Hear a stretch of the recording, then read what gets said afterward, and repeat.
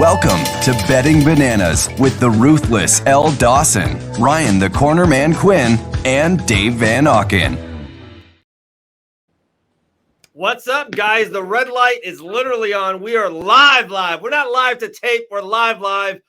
Dave Van Auken, Betting Bananas, UFC 284. To my left, the grit of the show. All heart, all fire. Elle Dawson. Elle, how are you?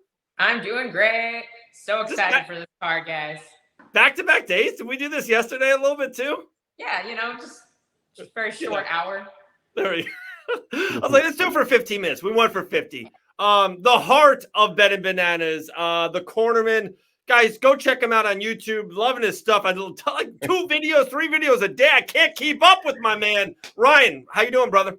I'm doing good. We're just doing some crazy off the wall stuff lately. Like we're doing like comic book characters and mixed martial arts, and I tell you what, we're having fun with it. We're having fun with it though. So, but yeah, actually, and as far as tonight, a little teaser.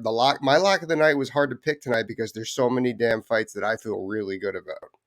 Ooh, okay. I like that. All right, guys, UFC 284. Right before we went on, I think Elle said, yeah, this is a big one. Huge main event. We did a preview show, and now this is just a strictly betting show. I don't remember. This is the first time in the history of the UFC, the biggest MMA organization on this planet, that the number 1 pound-for-pound fighter in the world is fighting the number 2 pound-for-pound fighter. And I think it's it's universal, right? Like if you kind of polled all MMA people, yeah, maybe some people would say Usman, maybe Izzy. There's a couple guys around, but I think Volkanovski and Islam deserves pound for pound 1 and 2. They're fighting each other for the lightweight championship. Volkanovski's never lost in the UFC. He's moving up. It's fun. This is great. This is big time. Oh yeah. This is serious. Personally, I thought they could have waited on the champ fight, but this is good to do, especially with John Jones coming back, Conor McGregor coming back. This theme with these two that might fizzle, like that not really the theme, but the aura behind it, So right.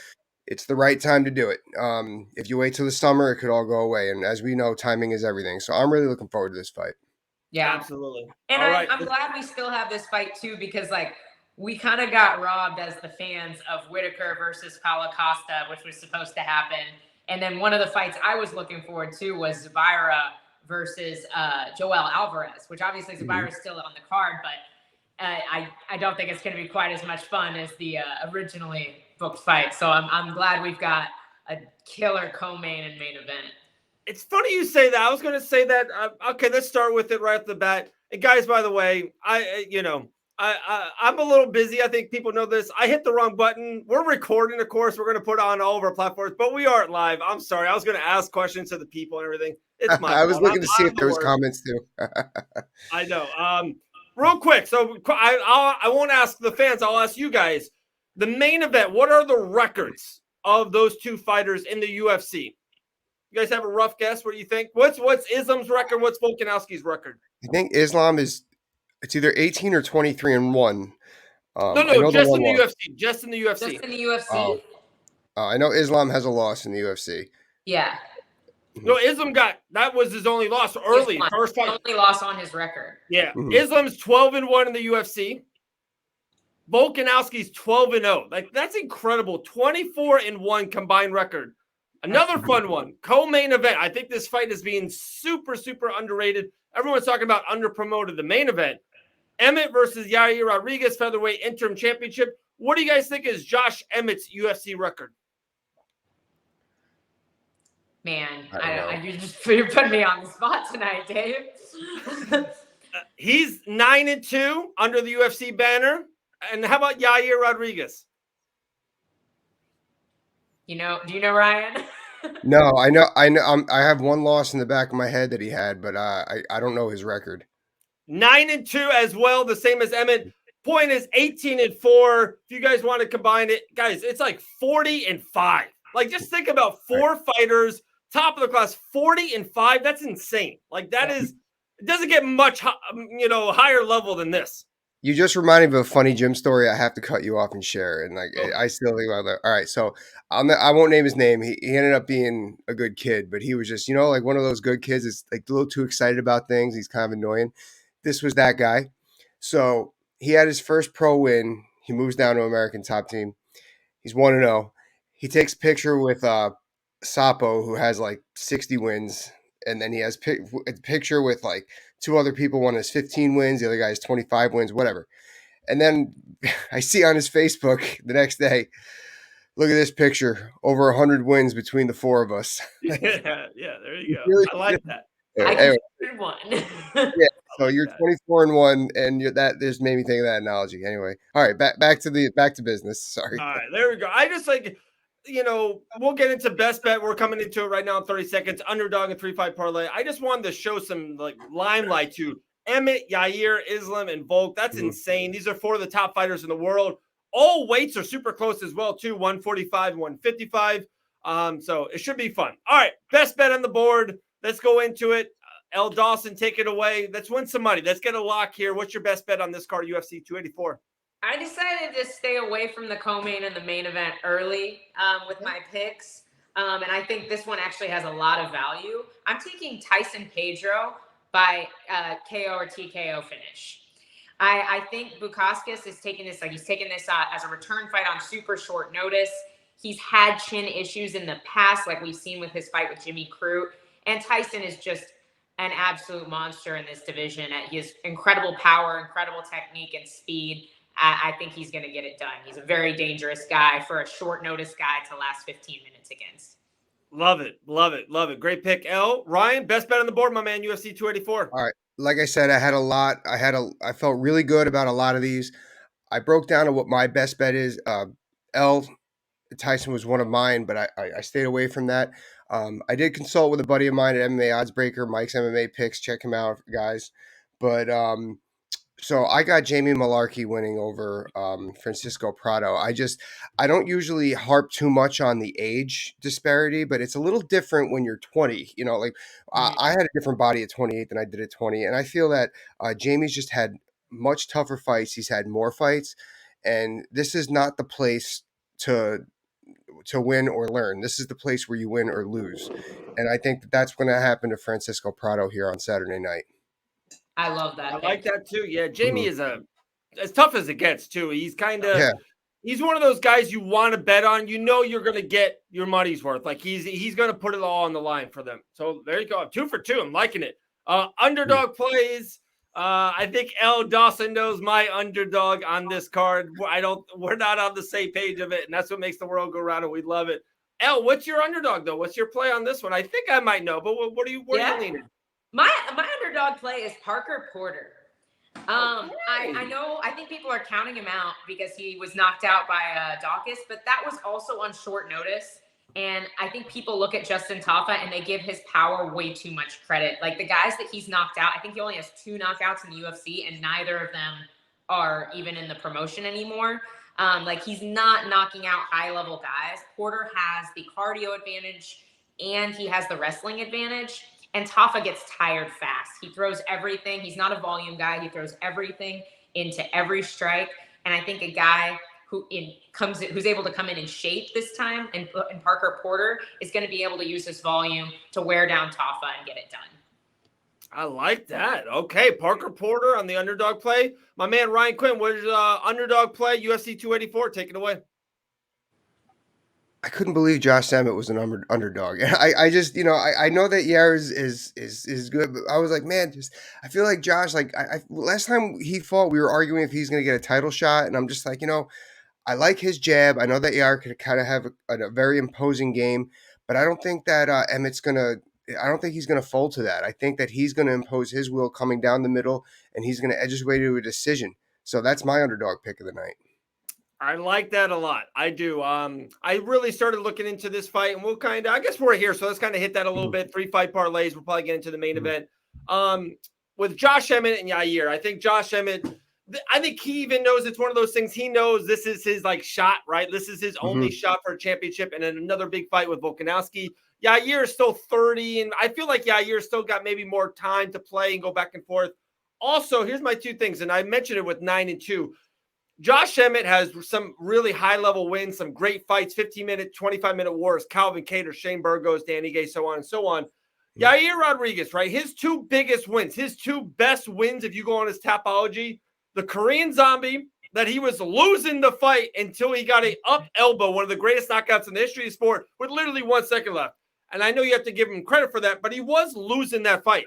The second one is Brian Ortega. The same thing. He was the betting underdog in that fight. Brian Ortega kind of like popped his shoulder. Who knows who would have won the fight, but he was an underdog for a reason. So his two big wins, like his two Tapology wins, is Ortega and Korean Zombie.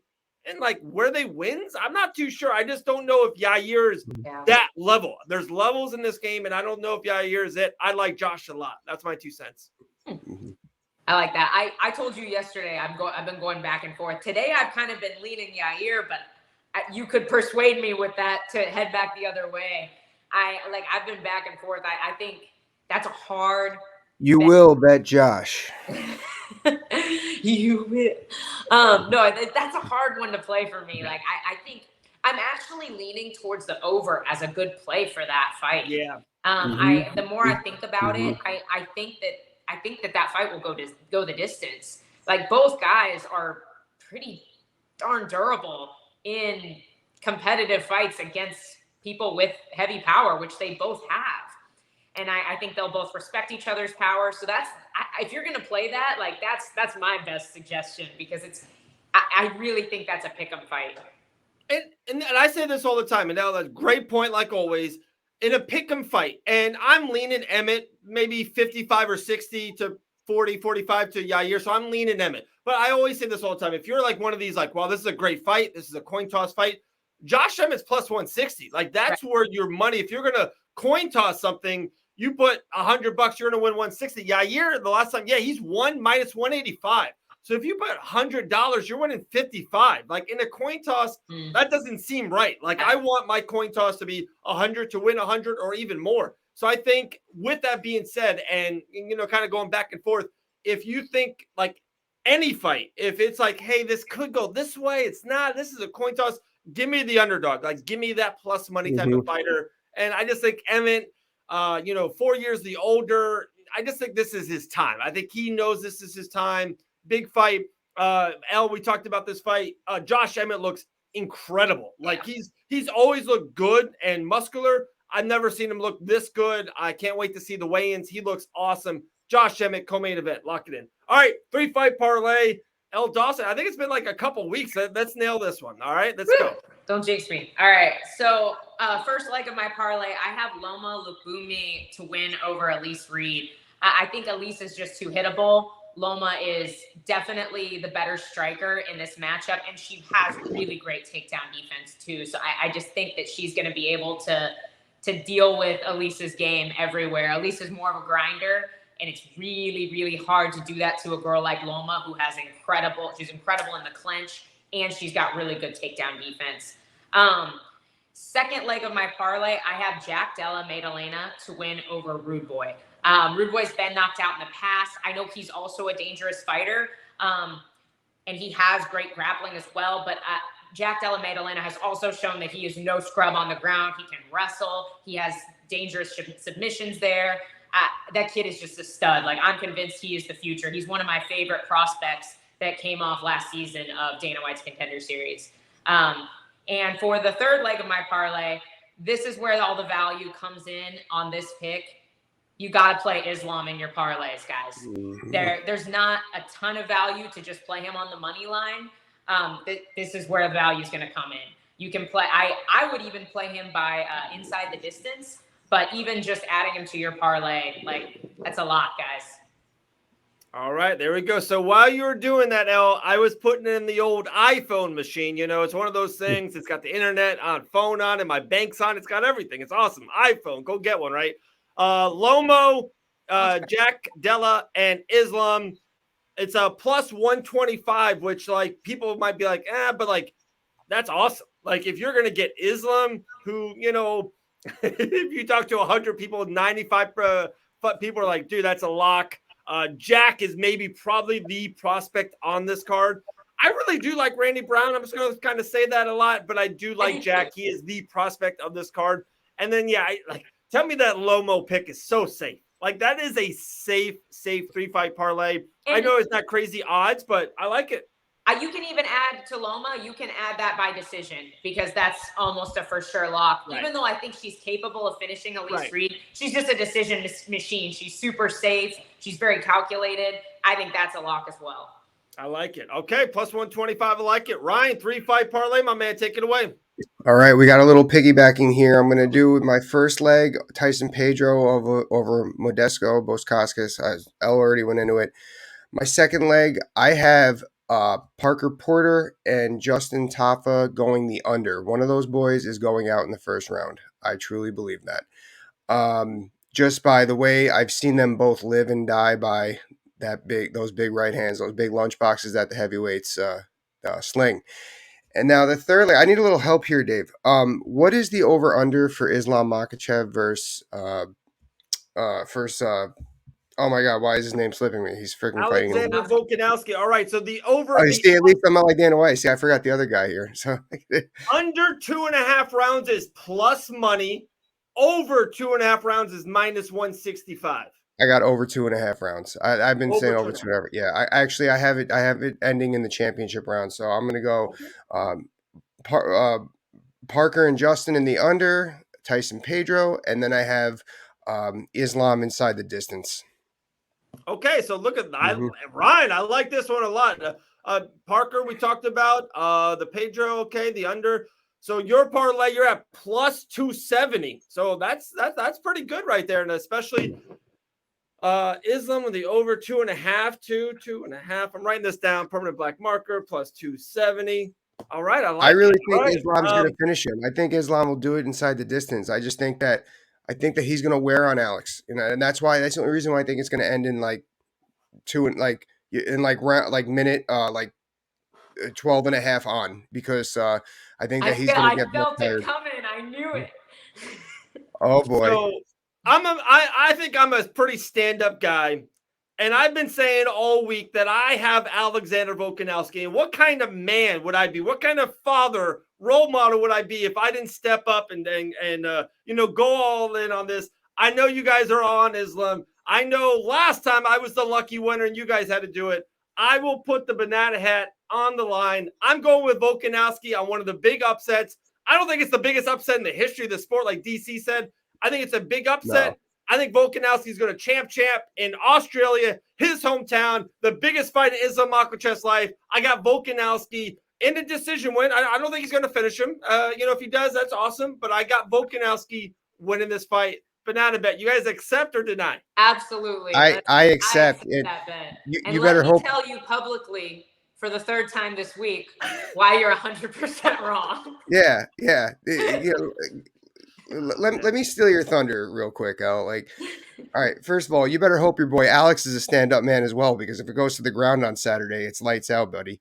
Second of all, just envision it. Where do you see Alex winning this fight? Holding him against the cage? Holding him on the ground? Outboxing him? I definitely think Volkanovski is the more precise, quicker, more technical striker. I think he actually, if I could say, and I know it doesn't go good for my bet, I think actually Islam's maybe a tad underrated on the feet. I think he can throw some nice blows. He really did. I watched him versus Charles again. That left hand rocked Charles Oliveira 12 seconds into that fight. And, who knows if Oliveira ever kind of bounced back from that. Hey, you got to give him credit where credit's due. He almost has what Habib did at the end when Habib was hitting Conor standing up. You're so scared of his takedowns. He throws some nice strikes. I think Volkanovski is going to be quicker. It's crazy. I actually think he's got the reach. I know he's so short and tiny. He's got these crazy Spider-Man arms. I just think, and then it's a gut feeling. I don't know what else to say. It's home turf. It's a make or break moment. Volkanovski goes into Mount Rushmores everywhere. Volkanovski, I'm a believer in him. I've been a believer with him. I'm going to ride with him. I'm going with the upset. I'm going with it. Man, you've already heard me give my, this is just for the people, okay, Dave? This is just for the people, because Dave's already heard all of this all week long. Man, every point that I've heard, just like Ryan said, how does he beat him? Like, you have to be two kinds of fighters to be able to beat Islam Makhachev. You either have to be just as good of a wrestler, if not better than him, which Volkanovski is not, or you have to have single punch knockout power, which Volkanovski does not. Like, he's not finishing these guys at 45. And I just don't see him magically having that 10 pounds heavier. I know sometimes guys go up and they get a little bit more powerful, but I don't think that's going to be enough to deal with Islam. And like Ryan said, like, he's going to get him down. Chad Mendes is the last good wrestler I keep mixing them up. Oh my gosh, I'm Dana White. I do that all the time. Don't worry about it. Chad Mendes is the last good wrestler that Alexander Volkanovski has fought, and he took him down quite easily. If you think Islam Makhachev is not going to get the takedown and he's not going to get it every single round, you're mistaking yourself. He is a far better wrestler than Chad Mendes, and he has incredible control. Chad allows scrambles. Like, he doesn't have the control on the ground that Islam has. If he's on top of you, I'm with you somewhat, Ryan, but I do think it's going to be really hard to choke Volkanovski. One, he's just crazy tough, and he scrambles pretty well, and I think he'll be able to scramble enough to avoid the choke. Also, he doesn't have a neck. So that's my argument there, is I think it might – I do think if he finishes him, it will be much later in the fight, like you said. You know, like, one thing that Volk has going for him is the short, stout, low center of gravity. But like, being a short, stout fighter myself, I get that. But I was able to, because I have an American wrestling background, I knew I had to do reshots after somebody took a big shot on me, or I knew I had to come up and exchange with a combination myself. I just don't see Volk doing that in this fight, taking advantage of that. Like, I just think that I could see Makhachev putting him against the fence, extending him with head position, and just gobbling up his legs. I don't really think that he's going to submit him either, Elle. I think that he's going to wear on him till he's going to ground and pound till he's finishing. I can see that. That's my take. I can't see him. I feel like if Volk wins this fight, it's not going to be okay. Let's say they see the end of the bell. It's not going to be like, oh man, what do you think, guys? Who got this one? Like, I can't. It would have to be Volk dominating him, and I don't see that happening anywhere. So that's my gut feeling. Let me do the Doctor Strange real quick to see how many chances this has. Absolutely. All right, it's like 3,250,072 to 1. Science. Okay. Hey, for one, that is science. Actually, good point, Elle. Hey, I heard the same thing about Juliana Pena. How about Taylor Santos to Valentina Shevchenko? Especially Leon Edwards to apples Usman. to oranges. Yeah. Not Usman. Not Usman. No, not Usman. Leon has stopping power. Yeah. Volk doesn't have stopping power. Yeah, I know. I get it. And Amanda in Juliana's fight, Amanda looked flat. Amanda, flat. Like and I don't see a young first-time defending champion coming out flat. I want to defend that belt. Islam. What happened? The weight cut goes bad, and he just fly. Hey, can a man dream? Can a man dream of a new lightweight champion? I know Grant wants to fight Islam in 18 months. I know, Elle, but it's Volkanovski's the guy now. All right. All right. I'm going to be dead wrong. It'll be 2:15 a.m. Guys, by the way, there will be a Fight Bananas post-fight show. Blake and John will be doing the Fight Bananas post-fight show. They got great stuff. I've been tuning into them. I love it. Yeah, I like them. They got some good things going. So they're going to handle the post-fight show. We got a couple more pods coming out later this week on Fight Bananas. Crazy. I will be in Orlando Friday night. If you're listening to this, probably today is Thursday. Tomorrow, Friday night, PFL Challenger Series. So, we don't stop. It's crazy. And then Saturday's a big card. Last little seconds, 30 seconds, Ryan. I know you're a Bellator guy. You're wearing the Bellator hat. I thought they had one of the best cards they put on in a long time. From start to bottom. Highlights, of course, Johnny Eblen, one of the greatest middleweights on this planet. And then, of course, Fedor in the main event. Ryan Bader deserves a little bit of credit. But what's your thoughts? Ryan Bader, Johnny Eblen, Bellator, 20 seconds. Oh, it was great. I thought that they really knocked it out of the park. I thought that if they were going to go head-to-head with the UFC at that time, that they would have won the ratings for sure. Like you said, it showed almost the passing of the guard. We have the up-and-coming one of the top middleweights in the world, Johnny Eblen, maybe the top middleweight in the world. That's for another podcast.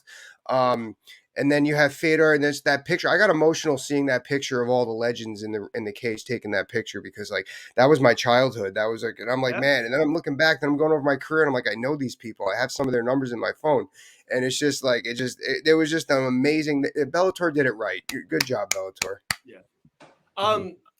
Ryan, you just dropped a couple names there. If you want to pick them up, if you all those name droppings of cell phones you got on your phone. All right, Ryan. Gee whiz, the quarterman. Man, 3 videos a day. I can't even keep up with this guy. He's just dropping content every single day. All right, guys. Ryan Quinn, the quarterman. Go check him out. Elle Dawson. Also, too, Saturday, if you want to see a little bit of Grant Dawson, maybe a little bit of Elle. Usually that's the highlight of the show. Go to Millions. Elle and Grant will be on Millions all night long Saturday. I might be doing a little bit on Fight Bananas. I'm definitely watching the show. It should be a good one. And I can't wait.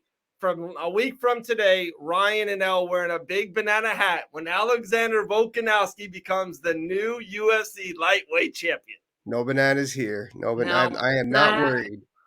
All right. All right, guys. And also go to the MMAshark.com. All right, there we go. All right, we're out. We're done. 26 minutes. Have a great day. See you guys later. Thanks for watching Betting Bananas.